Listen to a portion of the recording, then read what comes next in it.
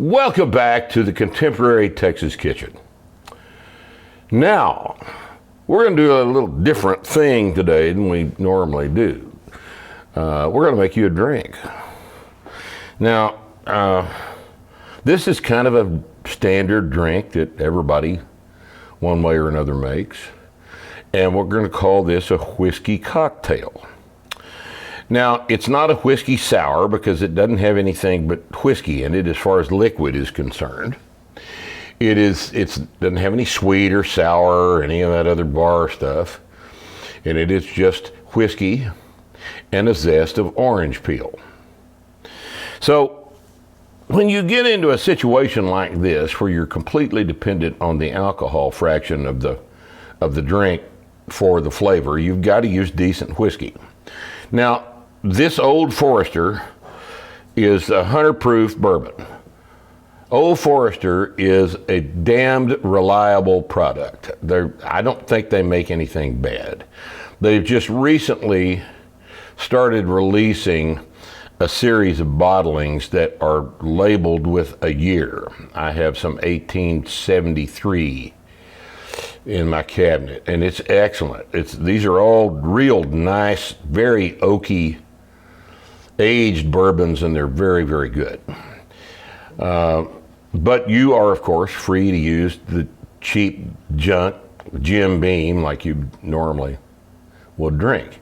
This will improve Jim Beam, although there's not really much of a way to do that. It makes it a little better. It makes it drinkable. But the idea here is to just brighten the whiskey up with a little orange zest. So what we're going to do is this. We're just going to zest this orange.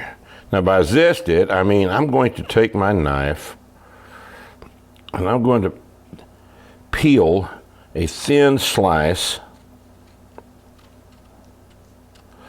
of the outside peel of the orange. I'm not cutting down into the white part. All I'm doing is the oil-bearing outer skin of the orange. And I'm going to just dump that in the glass. And I'm going to use quite a bit of this. Now, you can use any citrus fruit you want. My favorite citrus fruit for these type of drinks is the Tangelo. Tangelos have a lovely flavor that is missing from an orange. But I couldn't find any Tangelos for sale by themselves at the store, so I just bought this orange. And this orange is just fine. I don't think lime works very well. Lemon is too harsh. Grapefruit zest tastes like a cleaning product. So it needs to be orange, either a Tangelo, probably a tangerine would work, or an orange zest. And I've got, probably a third of the orange. That's how much of the orange zest I've used. So you stay right there. Now, what I'm going to do is put some of this 100 proof Old Forester in on top of the zest. Now, I'm going to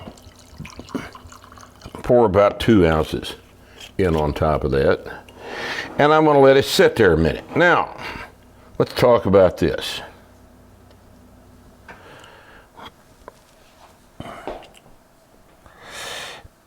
Your tongue and your mouth and your nose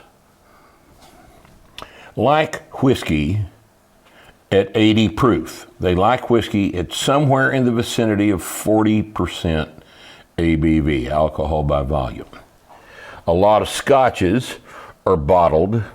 Good scotch is bottled at 43% or 86 proof. There are a few bourbons bottled like that, all right?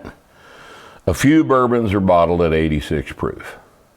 But the fashion nowadays is to bottle them at real high proof. And stupid people, certainly not you, but stupid people think that if you can drink a real high gravity bourbon straight, then your balls are gigantic and huge, right? That's stupid. the whiskey tastes best in the vicinity of 40 to 43% ABV, maybe as high as 45. But anything over 45 has got to have some water added to it. So what I've done is I've put this 100 proof whiskey in on top of this zest, undiluted. And even as we speak, the alcohol is pulling the stuff out of the orange peel into solution in the drink and adding to the flavor. Now, while we're talking about this here, the drink is still being prepared. It's preparing itself because it is the alcohol in the whiskey is acting as a solvent for the stuff in the orange peel. All right, so while we're here wasting time, we're not actually wasting time. What we're doing is letting and you can see that well, you can't see it, but I can tell that the orange peel has swollen a little bit as the alcohol goes in and is acting on the volatile stuff in the orange peel. And all of that is soaking out into the liquid. And then what I'm going to do is I'm going to take some ice cubes.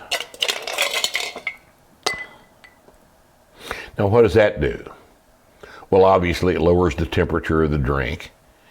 And for a drink like this, that's sometimes desirable. But the primary function is that we are further lowering the alcohol by volume of the 100 proof whiskey as the ice melts,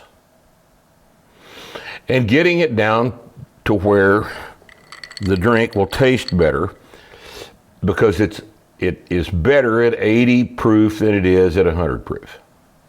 All right, and I can see the ice cubes melting and getting smaller, and I think we're at about the right place here. Let's see. Yes, that's about right.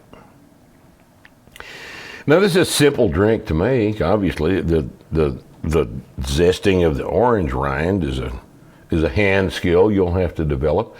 Don't get a bunch of white in it. Just skim the top off of the orange peel. Put it in the glass, put the whiskey in, let it sit there for a little while, and then put some ice in it. Swirl it around so the ice starts to melt, and then you are ready to drink your whiskey cocktail. It's a very simple, time-honored drink in bars all over the world. The better the bourbon, the better the whiskey cocktail, but by the same token, you don't want to put $100 bourbon in on top of orange peel. That's pointless. $100 bourbon needs to be drunk just with some water.